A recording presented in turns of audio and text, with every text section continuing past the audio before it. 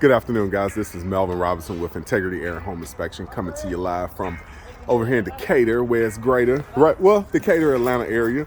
And I'm doing a pre-drywall inspection. Let me make sure I get around this stuff. But so it's cold today, doing a pre-drywall. Just finished with the inspection with the client walkthrough, and I want to just kind of point out some things with pre-drywalls that you guys can kind of find yourselves. That way you don't have a headache of having the issue once you get the drywall up and you can't get to it. So check it out. Let me know what you guys think. And if you have any questions, you can always reach out to us. So, all right, let's turn it around. Let me show you outside first.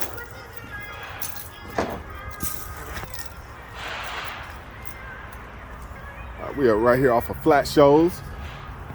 And we got a condo slash townhome. And we got the Migos out here working on. You know, kind of wanted some Spanish music, but I guess they ain't really feeling the vibe today. But either way, I got my own little thing going. Okay, so everything inside, little issues, nothing like major. First thing I noticed was you got the ground rod. Needs a plate installed over that because one, this is a load bearing wall, and as you can see, you got a double stud up there, so that tells you that is load bearing, and anything that's load bearing needs to have a plate if you notch the 2x4. So gonna recommend that. We got the plumbing, everything looks good with that. Electrical, not much to inspect right now, but I always check to make sure that all the grommets are in. Rarely do I have electricians mess up on their job, so kudos to electrician. You know, they kind of always do what they need to do. We got wiring that's done, and we need a notch plate installed on this one. And because it's not in the center, if it's not in the center, if it's off the center, they need to put a notch plate over it. And this is a plate right here. So see how they put a plate over that? We need one over that. And this one needs a plate on this side. And that way it's your load is continuous. All right, everything inside here looks pretty good so far. You know, I hate that they use 4-inch pipe on the 2x4. It's a load bearing wall, so you can kind of see where they open that stud up to get that pipe to go all the way through, and then they just use a gusset plate to go back over it. And really not much you can do with it. I kind of understand, but you know, if you're gonna do the plans, I would probably run that drain somewhere else, but who knows, you know, really nothing much else you can do. There again, you got another one. You can't get to the backside on this second plate, so they couldn't put a plate down there. Plumbing looks good. This is when you can actually see your slab to make sure your slab is good.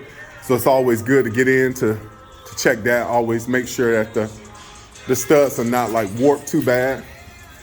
And what they're gonna do is they're gonna come in and they're gonna spray paint. They're gonna check all your studs and they're gonna spray paint more likely red in order to find out which stud is not even on the wall. And if it's not even, they'll shave it down to make sure that the drywall will match up properly. All right. Got our kitchen vent. That's something I always check to make sure it's taped properly all the way through. Make sure it's not kinked up anywhere and running continuously towards the outside. And that's a 6-inch pipe. And make sure it's sealed. That looks good. And then check your vent on the outside. So everything outside looks pretty good. Nothing too crazy. Got a little concrete slab out here. Door, so I'll hit this on the final inspection. That's not something that I will worry about now. But if that's like that when I do the final, I'll make a note about it, and they'll repair it and probably put some bundo over it. Bundo. But that's what a lot of contractors do. They don't really replace wood. They'll actually fill it in. Wood filler, bundo, whatever they can find to make it look smooth and pretty. And that way you don't complain too much. All right, so here we got upstairs. And I always check my plumbing, make sure I see some primer around the plumbing joints. And they put a high power vent fan in. I can see the duct running outside. And this is the hall bath. I thought that should have went in the master, but you know, who am I? But you got the toilet, you got your tub, you got your flange here, and I wear a size 13 shoe. So if I wear a 13, toilet flange should be at least 18 inches from a structure. So we got the tub here, but once you put the toilet in, that's gonna break it down a little bit further. So technically this toilet would be too close to the tub. So if you got a bigger person, they're gonna be sitting too close to the tub and may be uncomfortable. So I'm gonna recommend that be repaired. If they do it, I don't know, but it's gonna be in the report. Got a little bit more notching on this side right here. That's a load bearing wall, double stud. Need to be notched at the floor. All right. Got the plumbing going through the laundry room. I'm sorry. We got double stud there. That just needs to be repaired. Not much you can really do there.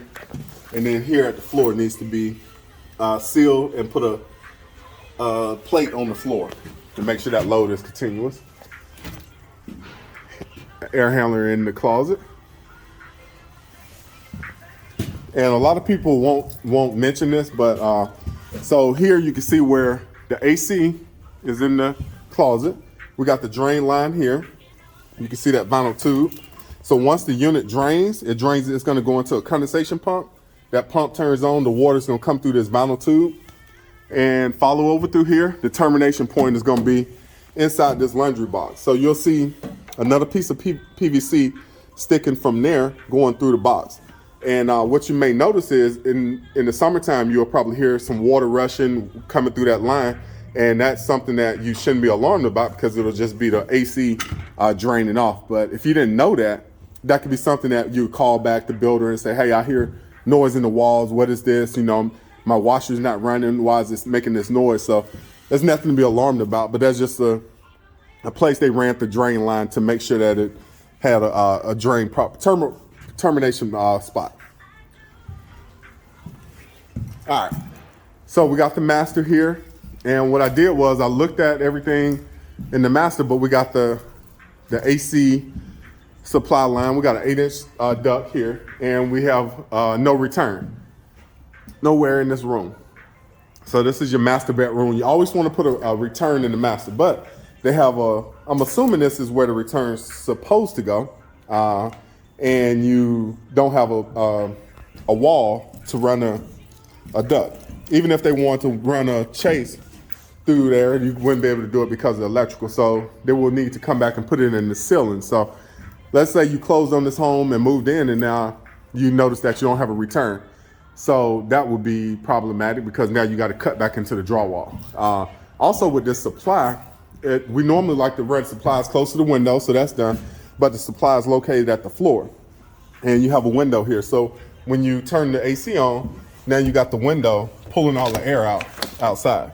So you don't want to run ducts at the floor. You always want to have the ducts up high. So I notated that in the report as well. So, you know, just try to make sure that we catch everything that possibly could go wrong, things that are not right, and you get it right for the buyer to make sure that they're 100% happy with the bill. We want to make sure, you know, just double check the builder, make sure they're on the right track, and go from there. So if you guys need a pre-drywall or if you need a home inspection, give us a call. We also do heating and air as well to make sure that you guys are comfortable within the season. All right. So again, Melvin Robinson, Integrity Air Home Inspection. Give us a call. Thank you.